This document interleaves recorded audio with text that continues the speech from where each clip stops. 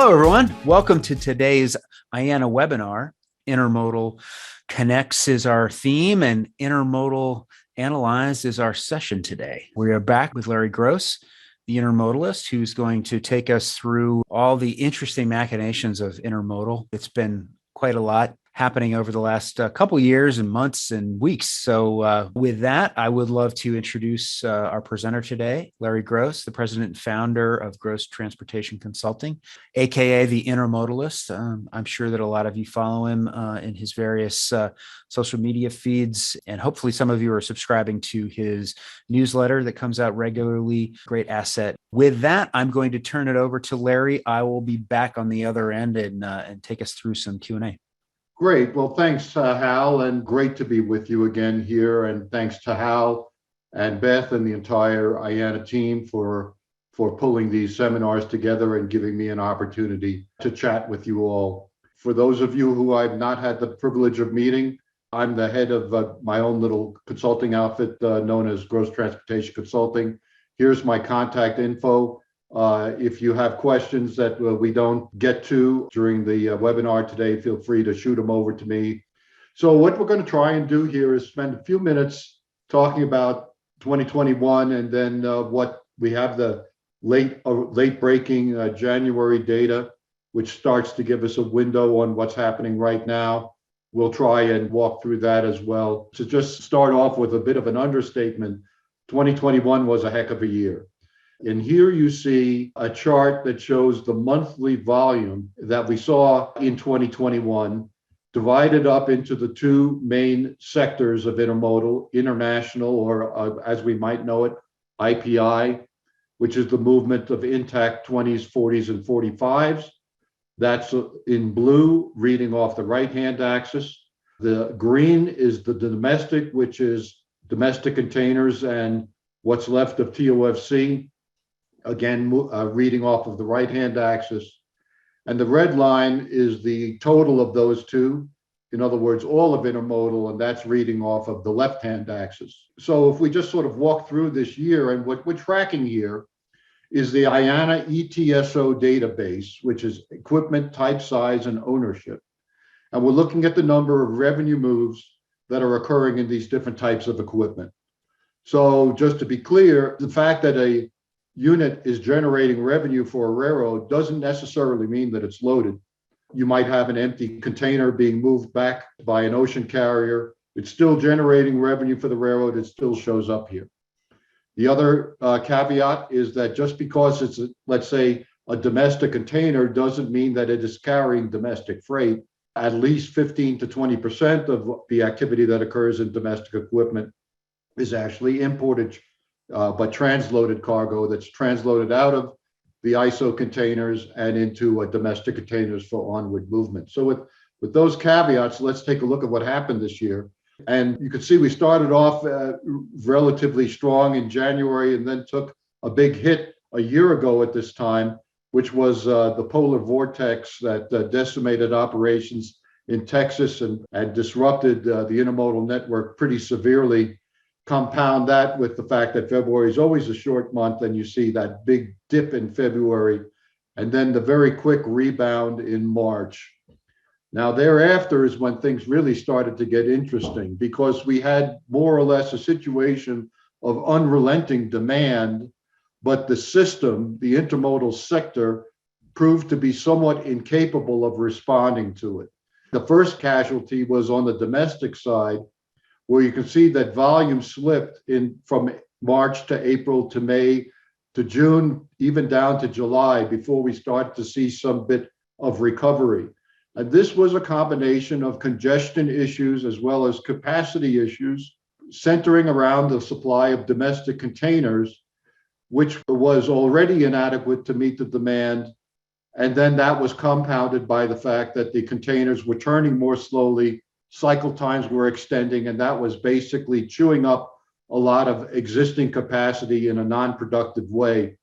And there are a variety of reasons why we saw those cycle times extend. There was certainly more than enough responsibility to go around, both from a carrier standpoint as well as from a receiver standpoint and a shipper standpoint. Simply put, the containers were taking longer once they left the gate at the intermodal terminal before they came back. And that the longer that happened, the less container capacity was available to handle the next load. The good news was that as we got into the fourth quarter, you could see that we did take a step up in domestic activity in October, November, December. And that was a function of both, I think, some of the system smoothing out a little bit, some improvement in cycle time, not back to where it was before, but at least better than it was at the depths of the problem, as well as the new equipment from China, the new boxes at least, starting to trickle in and giving a little bit of additional capacity there. Now we turn to the blue line, which is the IPI line, or Inland Point Intermodal International, and there the story is really quite different. Volume held up for the first 2 months after the February polar vortex, and then began a steady decline starting in June. And that decline has continued really all the way through the end of the year. And most notably, a very, very sharp drop that you can see in October to November to December. Now, what happened here is a little bit of a changing story, at least in my opinion. Back in the June, July area, what we had was a problem of congestion and capacity centered on the inland locations where IPI was being terminated, where, again, extended cycle times on equipment created a shortage of chassis, and it caused congestion in the terminals, which are primarily generally wheeled terminals in those inland locations. And so as a result, you might say that those very high levels of IPI that occurred in March, April, May put a big strain on the system, which began to manifest in May and June and July, resulting in the railroads having to meter volume coming into those inland locations in an attempt to dig out from the congestion that had been created at those locations and to give the chassis supply a chance to catch up. That inland congestion problem began to abate as we got into the latter part of the third quarter. And that is not why, in my opinion, we've seen this most recent tremendous drop in November and December. But rather there, I think we have a situation where there are a variety of causes that are not necessarily related to congestion inland. And I will be dealing with those in a more detailed way here a little bit later in the presentation. So for the moment here, let's just table that discussion. If we look at it on a year-over-year basis, here is the year-over-year comparisons. And you would be forgiven if you thought that we saw some tremendous variations in volume with a very strong first half and a very weak second half.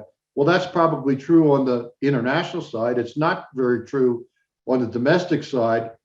What you're really seeing here is comparisons with the pandemic lockdowns in the first half of the year as compared to the post-pandemic lockdown surge that occurred in the second half of 2020. The point here that I want to make is that if you are just relying on year-over-year comparisons to figure out what's happening right now, it can be misleading. And you need to keep in mind what the situation was a year ago, as well as what's happening right now in order to make sense of these numbers. But if you look at the right-hand side of this chart, you can also see that we've included January on this chart. Now, in terms of the year-over-year change, the situation has even gotten a little bit worse with regard to IPI, which was down for North American volume over 22%. Year over year. So that's really quite an incredible number because IPI generally in a normal time accounts for about half of all North American intermodal volume. So we're saying that here that half of the intermodal market is down 22% year over year. That has to be regarded as an attention getter. To give you the other numbers for January, domestic overall was down 4.1%.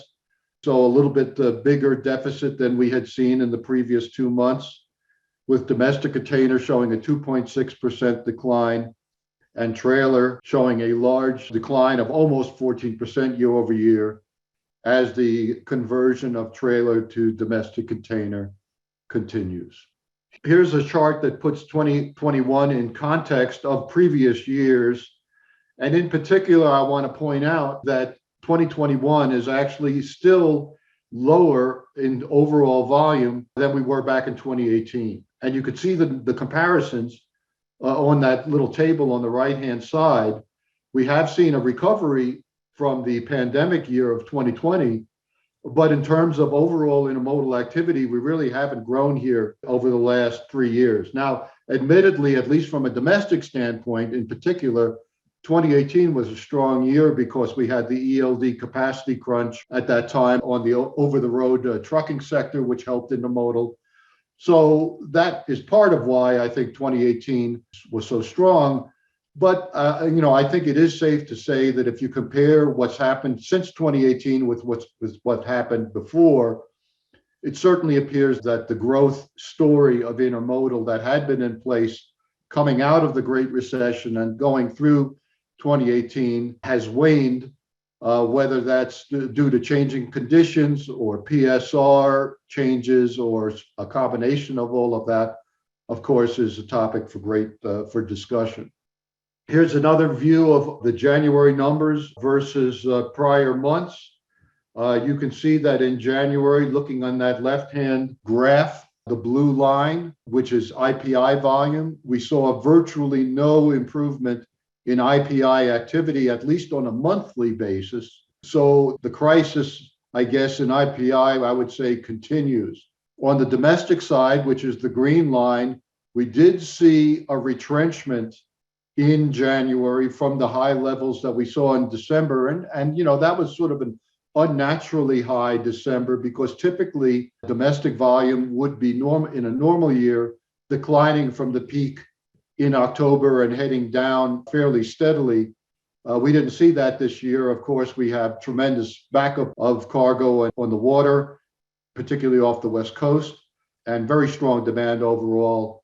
But we did see that retrenchment in January, which I don't think is a capacity issue, since we are continuing to see new containers flow into the system, but maybe perhaps a signal of a return to normalcy with regard to some starting to look like more normal seasonal behavior, which would account for at least some of that decline, but probably not all of it. What I think there will continue to be a capacity issue, at least during the first part of 2022, with regard to domestic, and the capacity limit there, I suspect, is going to be chassis, because chassis now are having to be completely sourced from within North America, since back in 2021, a punitive penalty was put on all chassis arriving from China as a result of the decision on the part of the International Trade Commission that said that the Chinese manufacturers of chassis were unfairly dumping product into the U.S. market at non-compensatory rates. And as a result, a very large penalty tariff duties were placed on Chinese originating equipment, which essentially makes it uneconomical to import them any longer from China. So all of the chassis need to be sourced, both for marine chassis as well as domestic 53-foot chassis, have now got to be sourced from North America. And the chassis manufacturers here, who were operating at a relatively low level under the pressure of the Chinese competitors, are now having to spool up rapidly to meet what is a very strong demand for chassis.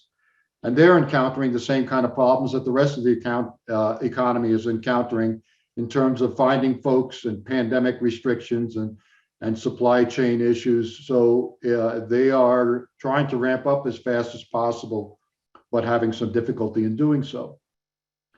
If we look over on this right-hand chart, this is the same data, but adjusted for the number of working days that are in each month. And of course, December is a relatively smaller number of working days because of the holiday effects. And as a result, the story, at least with regard to IPI, if you look at that blue line, is a little bit better when we take account the working days, because here we can see that the number of IPI moves per working day in January actually improved fairly significantly from where it was in December. So if there's a ray of light here, it's that perhaps this is signaling that we've seen the worst of the IPI decline and are starting to see a little bit of improvement. This chart is a much longer look, and what we're comparing here is what's happened with regard to domestic intermodal as well as long haul truck by quarter going back to 2016. And we basically set each of these various equipment types, the amount of activity that they saw in 2015, we call an index of 100. That gives us an ability to compare what's happened to all of them on an apples to apples basis. And there are a couple of messages. One is you can see the decline in trailer volumes as the conversion to domestic container has proceeded, which is that dashed blue line. It went up a little bit in 2018 under the pressure of the ELD capacity crunch, then went back down, came back up again in 2021 due to the e-commerce surge that followed the pandemic lockdowns, and now is back on its way down. The more significant numbers are the ones that are above the axis of 100. First of all, I'll point out that the green line, which is overall domestic intermodal volume, has since 2019 trailed the black line, which is long haul dry van and reefer truckloads.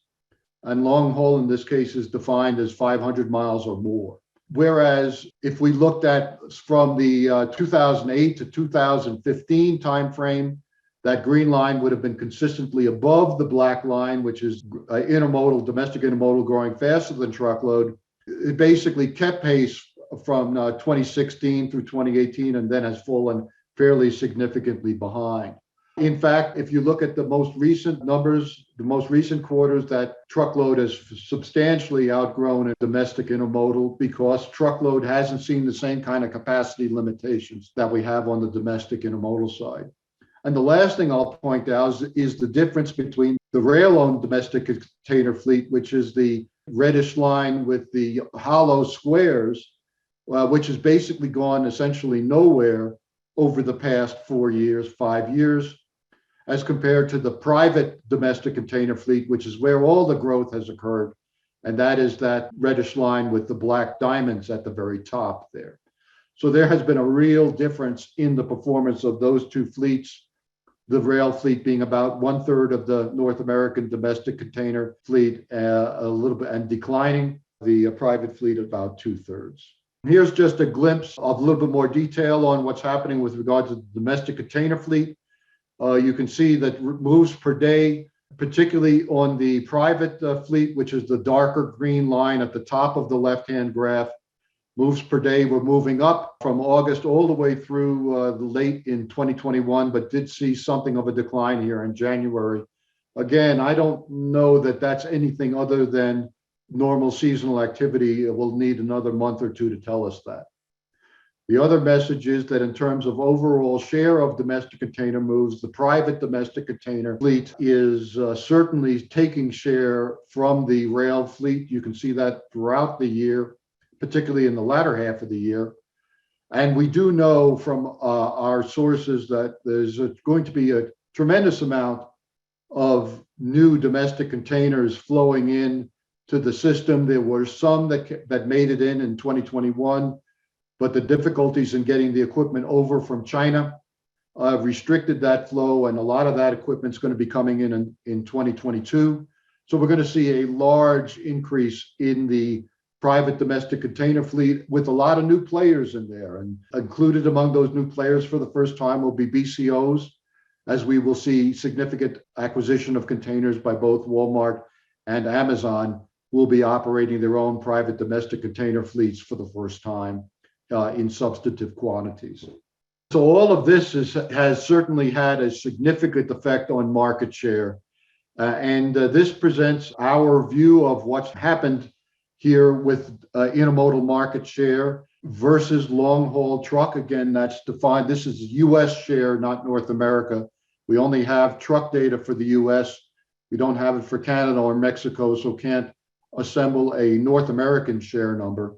But this for the US, our view is that we've seen a substantial decline in intermodal share. The green here on the left-hand side is that piece which is accounted for by the domestic revenue movements. And the right-hand side is that piece which is accounted for by IPI movements. And it has been a very, very difficult period here in late 2020 and early 2021, with share dropping dramatically because truck was growing quite significantly over this time frame. Despite everything that you hear about driver shortage, let me just say that the industry always finds a way to find the drivers that it needs. And it did so this go around as well. And it was able to substantially increase its activity at the same time that intermodal was capacity limited. So that resulted in substantial declines in share. If you look at where we are now in 2021 Q4, particularly on the domestic side, my view is that some of this decline that occurred is as a result of capacity limitations, and therefore perhaps I'll call it reversible once we get enough capacity into the system. And I really expect that we're going to see some recovery on the domestic side back up to the levels that we were, at least getting towards the levels that we were in late 2019, early 2020, somewhere just south of 6.5%. So perhaps that's a bit of a good news. But in order for us to climb beyond that, I think we're going to need to see some changes in the competitive posture of intermodal versus truck. And that would be either in the form of network expansion or increased pricing differential versus truck. And I'm not saying that won't happen, but certainly I haven't seen any evidence so far that it is going to happen. So my forecast would call for something of a return to what was the more recent normal pre-pandemic in that 2019-2020 range. On the IPI side, really, I just don't know where things are going from here. How much of this, certainly a substantial portion of this share loss, I think, is a long-term loss. And we'll talk a little bit more again about that here in a bit. I don't expect to see a complete rebound back to where we were in 2019-2020. As to what the timing of that really is an open question. Now, here's a little piece of good news. This is the AAR data, which is for the most recent, the most timely data that we have. And we had been seeing, I'll say, a slow decline in the early part of this year, going through, I'll call it the first part of February, but then we saw a nice uptick. If you look at that black line, that's the weekly numbers reported for North America by AAR. We saw a nice uptick in the most recent week, which is the one that ended Saturday before last. And if you look at that, the blue bars, which is the year over year, it went down to almost nothing. So we almost were even with prior year. And 1 month, of course, does not a trend make, but it is a bit encouraging, I think, that we start to see at least a break in this pattern of decline. And perhaps we're starting to see some of that hoped for change in IPI that may be happening here in the most recent weeks. If we look at the service situation, it really isn't a very exciting one. And now I don't want to put too much emphasis on these STB statistics. They are what I call a candle in a dark room. They have some utility, but you can't see everything really clearly by it. And this really only tells us what's happening on the rail network and not what's happening in the terminals. But even there, the story isn't a very good one, because if you look at the red lines, which is the STB reported numbers by the railroads for the first few weeks of 2022, you can see that we're running as even lower than we were back in 2019 and well below the that sort of medium blue line, which is the average over the last 5 years. And that's a bit surprising given the fact that according to the volume numbers from the AAR, the railroads are running about 5% less volume overall in terms of both carload and intermodal units than they were last year. So normally speaking, when you have volume decline, network speeds pick up because the network is less congested. But those rules appear to have been suspended. And even at lower volume, the network is underperforming, whether that's because of lack of crews, because of pandemic or such, I think is for the individual railroads to say. I will say that in general, the trucking industry tends to be able to bounce back from labor shortages considerably faster than the railroad industry seems to be able to do. There are two other statistics that the railroads report to the STB that have intermodal relevance. One is the number of intermodal trains that are being held for various reasons, and those could be lack of crew, lack of power, lack of locomotives, in other words, or other. And you could see that we started off in pretty rough shape here with that red line at the extreme left-hand side of the left-hand chart. It has improved somewhat, but still remains somewhat above the norm. And the other statistic, which is on the right-hand chart, is the number of loaded intermodal cars that have not moved in, as I recall, 14 days. Now I'm drawing a blank on what the actual number is there in terms of how long they have to sit without moving before they hit this chart. But there again, you can see that by this measure, lower is better, and we're up at still at elevated levels. So with regard to the intermodal network, it doesn't look like it's certainly performing any better than it had been over the course of last year. The other piece of the intermodal situation is the dray side, and here we're still in a world of hurt. I'll say that virus, if it were, is spreading, the virus of congestion and tight capacity. The drayage demand index is a measure that I put together with the cooperation and support of Jason Hilsenbeck of drayage.com. And what we're measuring here are the number of clicks of folks looking for dray capacity. And in normal times, a normal world, a click level of 100 is average. And so we are far, far, far above average and have been really for at least the second half, since the second half of 2011. And if you look at what that line is doing, we're not seeing, at least as of a couple of weeks back, any real signs of improvement. And we're able to look at these numbers by individual major dray market. We track 21 individual markets. Here's one on the right-hand side, which is New York, New Jersey, which is up in astronomical territory. You know, I don't know that 1,000 is that much worse than 600, because you just have a bunch of folks clicking like mad looking for capacity. I think it's safe to say that when you see readings of this, it's a mark of deep dysfunctionality in the market, and a sense that the market is really under very, very, very severe strain. And so while New York was fairly stable during the latter half of last year, we've seen some substantial deterioration here as we moved into 2022. We are in a considerably better situation inland. You can see on the left-hand side here is the Chicago numbers, and the tremendous distress that was occurring in the middle of last year as a result of all that congestion I referenced earlier at the inland IPI locations. But that had dramatically eased up as we went through the year. We've seen a bit of a rebound here in the new year, but still relatively moderate compared to the coastal locations. And on the right-hand side, we see the perpetual problem of LA Long Beach. And frankly, the fact that these ports were having difficulty in moving volume through the port terminals spared the drayage sector for quite a while last year, simply because the terminals were not able to put out all of the containers that they were trying to move through, which left some pressure off. As the ports began to ramp up some of their volumes, we see that the drayage community has come under more pressure here of late. Of course, the big story in the press is the queue of ships waiting to be unloaded, which is now spread from not only where it was before, the West Coast, but over to the East Coast. And there is some good news here, I think. If you look at the West Coast in particular, you can see that in January, we saw a really nice uptick in the import TEUs that were processed, which is this blue line here, is import TEUs reading off the right-hand side.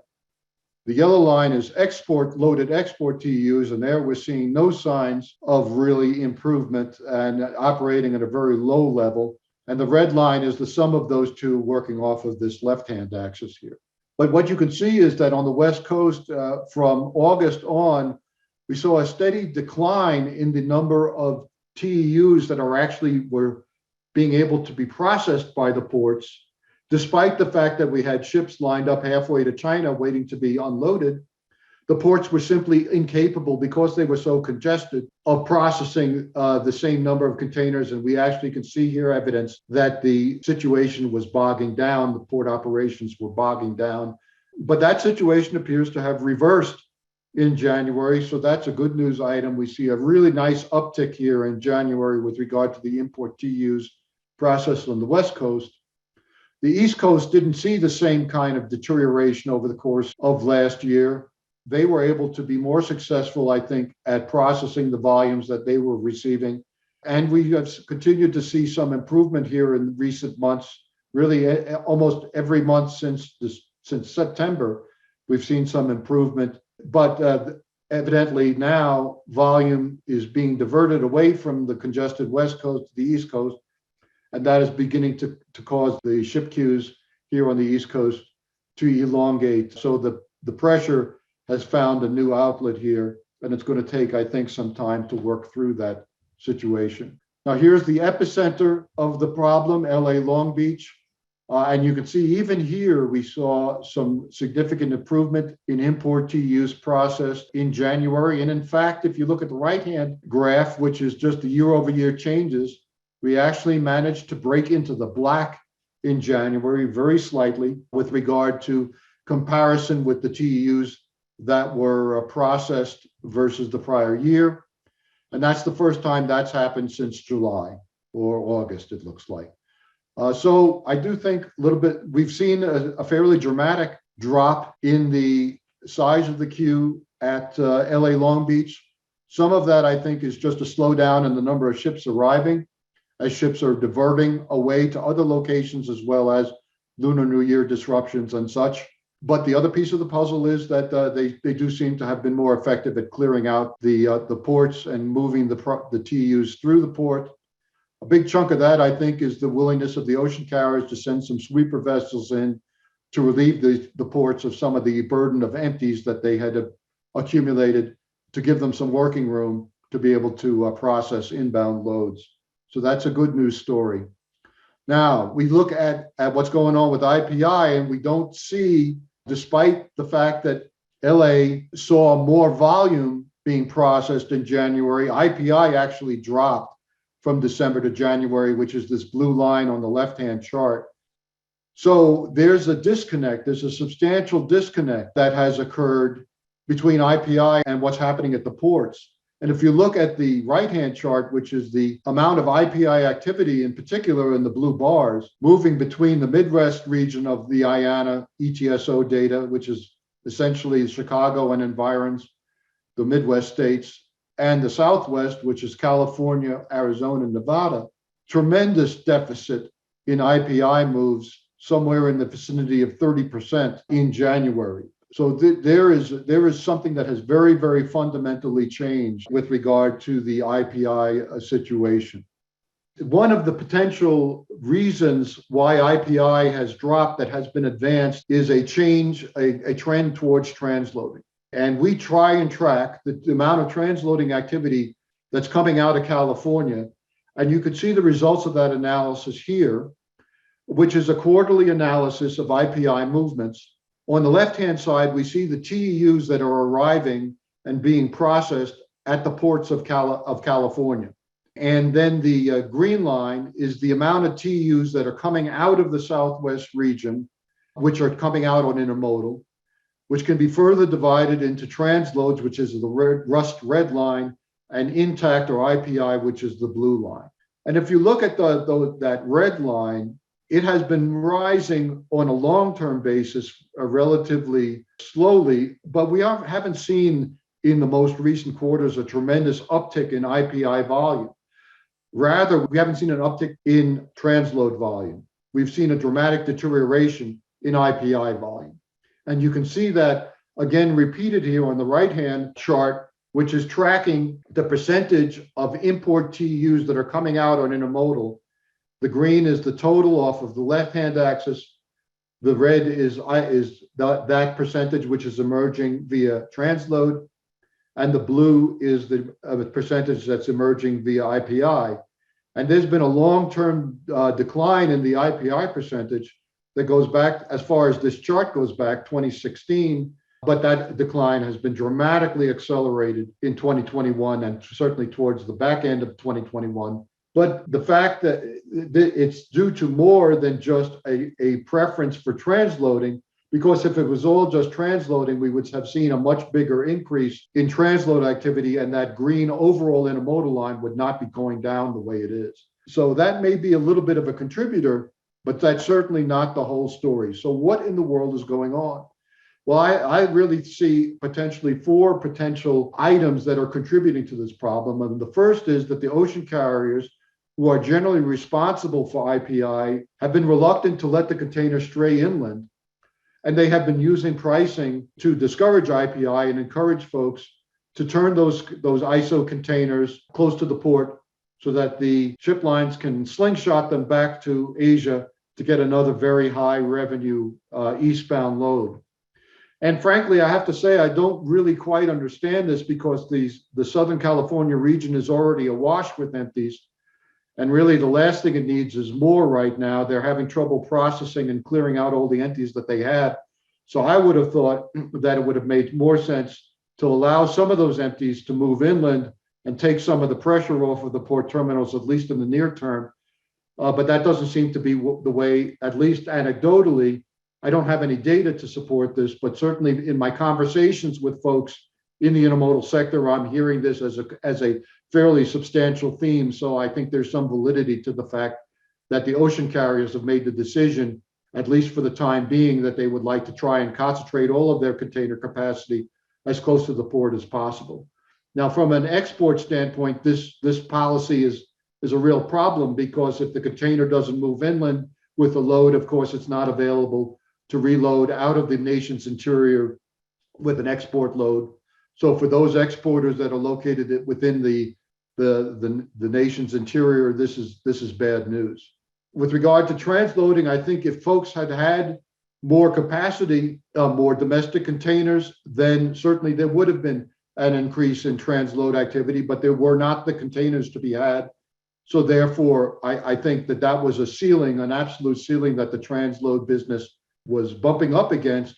And as a result of that, you did see additional transloading, but it was to truck. And we saw that certainly from the truck rates coming out of the Southern California region, which skyrocketed. Normally, we would say that intermodal is the safety valve for truck, but in the current 2021 situation, truck turned out to be the safety valve for intermodal. So that's a little bit counterintuitive.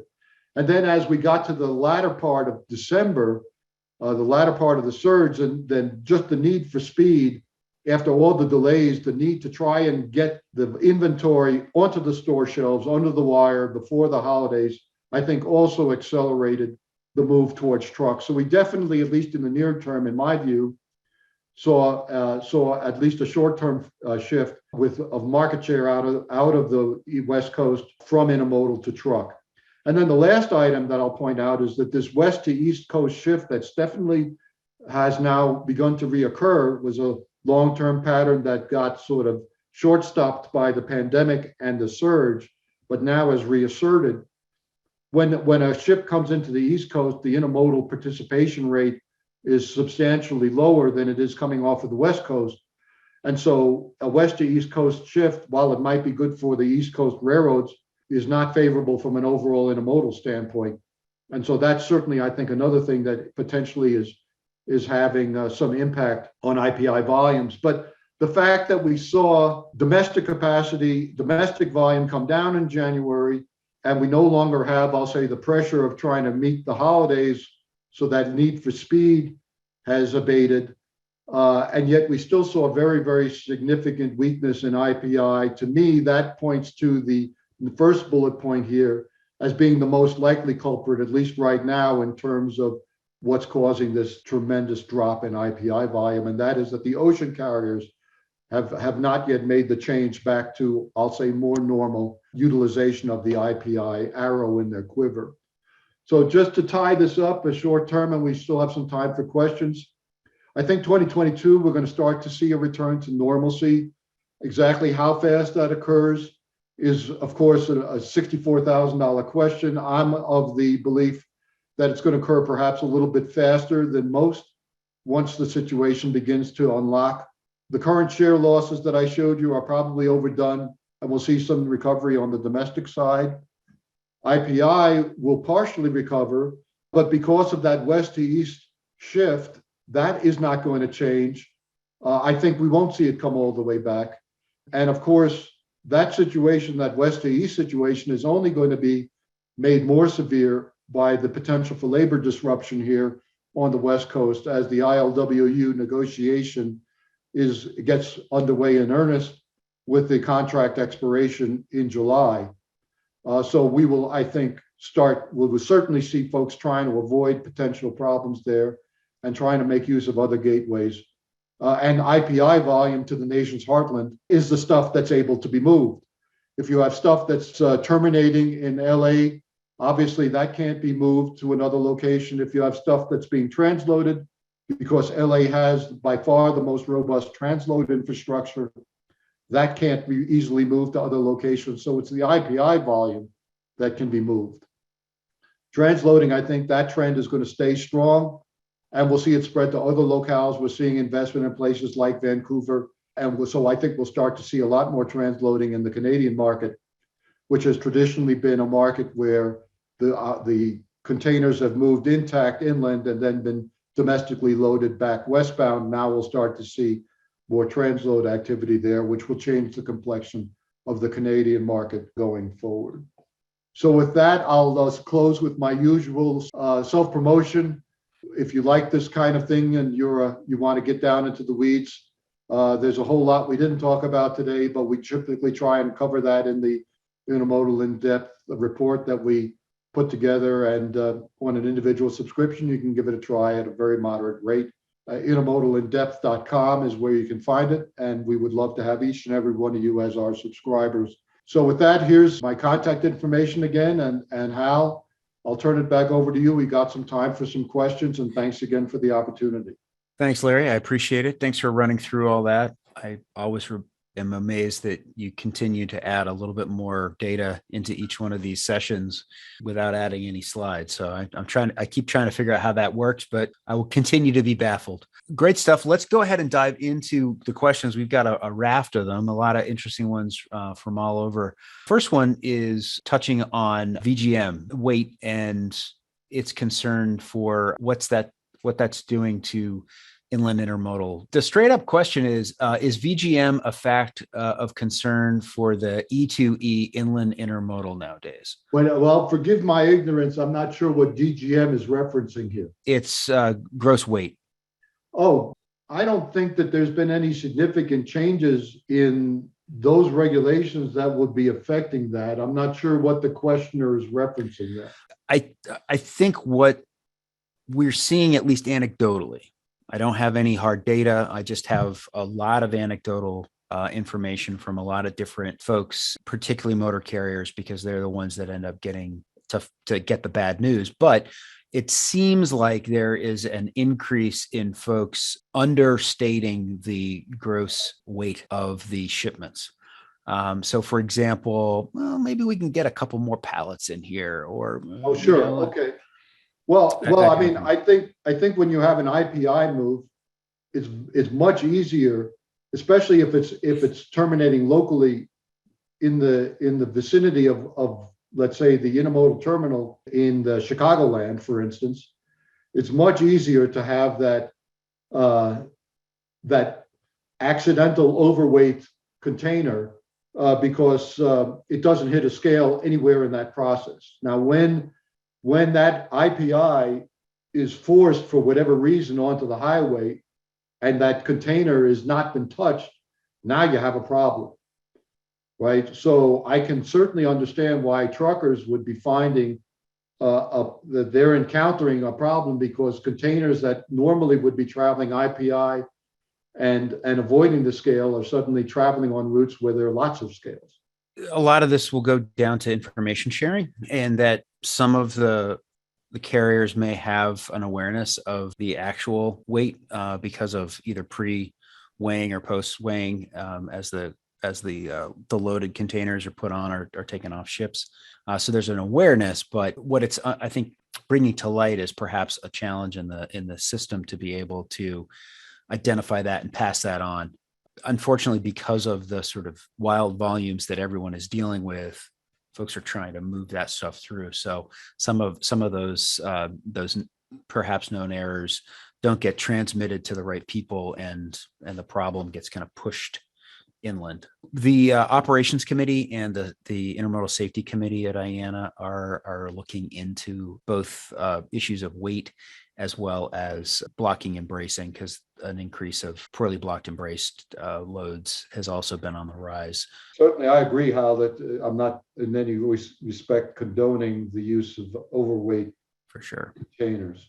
Yeah, absolutely. I mean, it's a problem all the way around. You touched on labor a little bit, Larry, and that looming July West Coast negotiations start.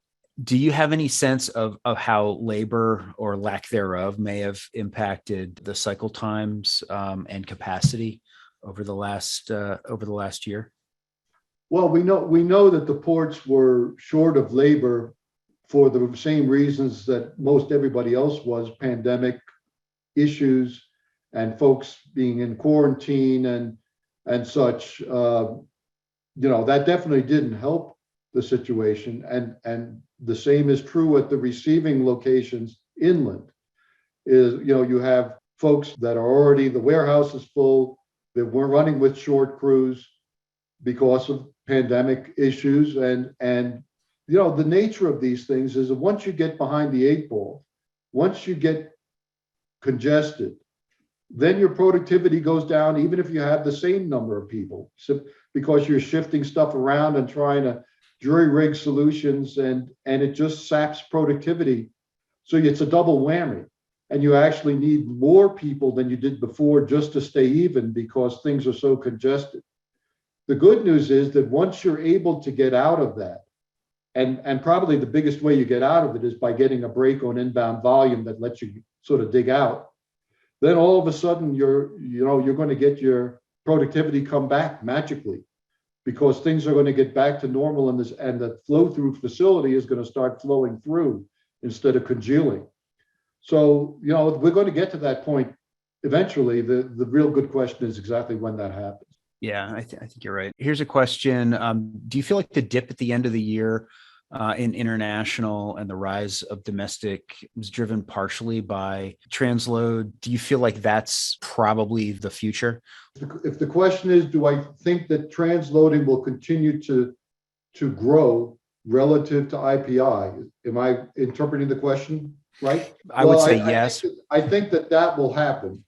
That will continue to happen. We're going to see more transloading, but more transloading is not why we saw the tremendous dip in IPI at the end of the year. Yep. So those are two sort of different things. We're going to see a recovery.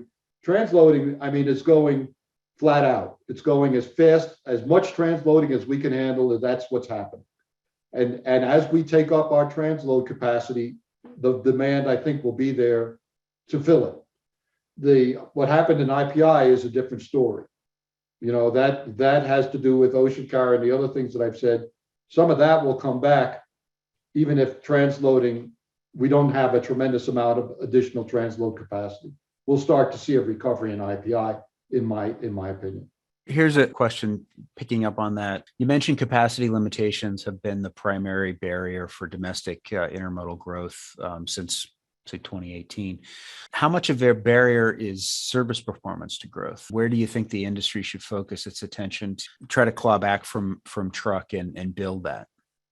Well, it certainly, in order for intermodal to attract a load from truck, it has to provide a reasonable package. And when I say reasonable, I mean from the BCO perspective, it has to have a reasonable package of savings versus service, right? We're never going to be as fast as truck. We can be close to as reliable as truck. We have to be cheaper than truck. Nobody does intermodal with its complexities. To be blunt, with its complexities and its slower speed and its somewhat lower reliability, nobody will do that unless there's a savings presented to them. So the key is to have a reasonable package. And the better the services, the more, and most importantly, the more reliable the services, the better. Now, what we've had in the most recent months, that sort of calculus kind of goes out the window, because when you don't have enough capacity, you almost don't care. You just got to get the load moved, right? So when you're in a capacity limited situation, all of these sort of items that I just described kind of go out the window. But my view is we're going to be moving away from a capacity limited situation. And so overused term, normal, I'm now putting that term always in quotes, normal conditions will reassert. And so service is going to be part of that equation. And if the railroads and the intermodal sector can improve its service, and most importantly, reliability, doing what you said you were going to do, when you said you were going to do it, then I think it will certainly help the recovery. Here's a request for just some clarity. Could you elaborate on why the shift from the West Coast to the East Coast will not translate into increased rail IPI? If you come into the West Coast and you're going to Chicago or beyond Chicago, that's a natural rail move. So I'll call it the rail share of inland volume coming into the West Coast is high. If you come into the East Coast, you come into some place like Savannah or Norfolk or New York, a much larger chunk of that inland hinterland is sort of in the much more truck competitive market. So truck is going to take a larger share of that business than it would if it's coming all the way off the West Coast and having to move 2,500 miles. That's more in intermodal's bailiwick. But the average haul coming off of the East Coast going into, let's say, the Ohio Valley is measured in hundreds of miles, not thousands of miles. So it's a much more challenging competitive outlook. And the intermodal share off of the West Coast is smaller. Makes sense. Here's to step back sort of one in the conversation a little bit. This attendee is saying that they understand that a number of railroads are putting intermodal traffic into manifest trains in support of PSR. And do you see that this will have longer term negative impacts or positive impacts? What kind of impacts might you think you'd see on velocity for the intermodal traffic overall? Well, I think to the extent, I mean, it really depends on how they're doing it, right? I think that what you're seeing right now is kind of when you have a long haul train, you take an intermodal train, you take a merchandise train, you put them together, and off it goes. And from my perspective, that has, not a tremendous impact one way or the other on intermodal service. Where I think that there is a potential is if the railroad is really operating in a precision manner, its merchandise network, that mixing intermodal with merchandise is actually an opportunity. Because instead of having to have an entire unit train of intermodal going from A to B, you can have a block of intermodal, a smaller volume, moving in a merchandise train to connect some of these secondary locations. But that really requires a truly precision operation where the trains run on a schedule. And so far, I haven't seen much of that. Just a very, very little bit of it. But I think if they were to move that way and be able to operationally control it, it actually represents a major opportunity for intermodal. Here's a note, and I will just say this is a friend of both Larry's and mine and a former colleague, Mason.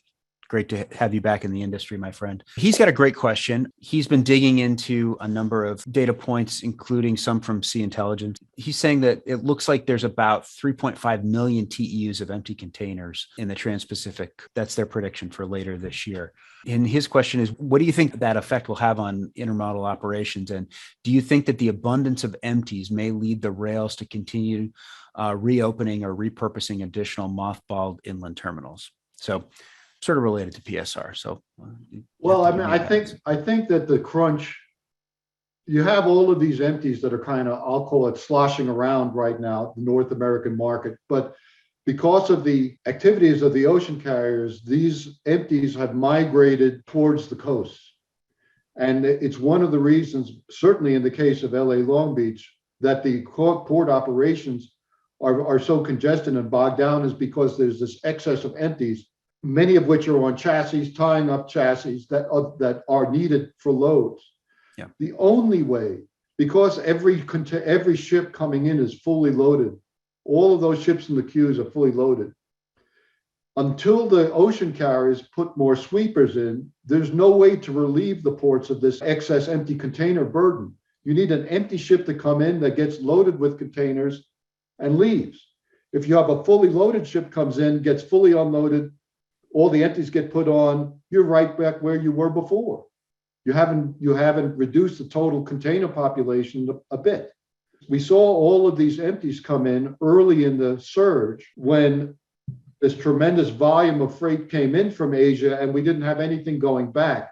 So they deposited this huge tranche of empty containers here, which now have eventually got to get back. And there's only one way that's going to happen. That's my view. Agreed. But some interesting ideas. Perhaps some rails are listening that might want to think about dusting off some of those and lending that land to removing some of the pressure from the West Coast, at least intermittently. Well, I think the question from a railroad perspective is, what's the incentive, right? They have now cleared out the interior. I don't think there's a tremendous surplus of empties in the interior of this country because the ocean carriers are not sending the loads in. Yeah. Right. So there's no need for them to have new container depots inland. Now you certainly have a need for container depots and drop lots and pop-up lots on the coast, without a doubt. Whether that's the railroad or the port authority or somebody else that does that is a good question. Yeah, sadly, we can't lash them all together and just drag them back to China. With that, I'm going to say thank you, Larry. Thanks for all the attendees. Great questions. I'm sorry we had a ton of questions we weren't able to get to, but we'll try to get to yours next time. But we appreciate you spending time with us. Larry mentioned the ETSO database. We also have a couple of other interesting things, including the volume analyzer that helps you do a lot of this crunching and lane analysis yourself. Head on over to intermodal.org and go to data and statistics, or just shoot us an email at info@intermodal.org and we'll get you information on those. Those will show you some of the source data, but also help really shed some light on some of this as well. Couple other things to keep in mind. Don't forget the business meeting will be happening again this year in person. We are excited to have everybody back in Oak Brook, Illinois this year. It'll be from May 2nd to the 4th. And the breakdown is we're going to kick off like we do every year with a golf outing on the 2nd and a number of other activities. On the 3rd, we're going to have committee meetings and some interesting networking opportunities. And then on the 4th, it's a full day of education. So we'd love to see you in Oak Brook, Illinois. So head on over to intermodal.org and go to events. And there's all sorts of information, including how to sign up. With that, I am going to say, Larry, thank you so much for your time and your hard work crunching these numbers for us.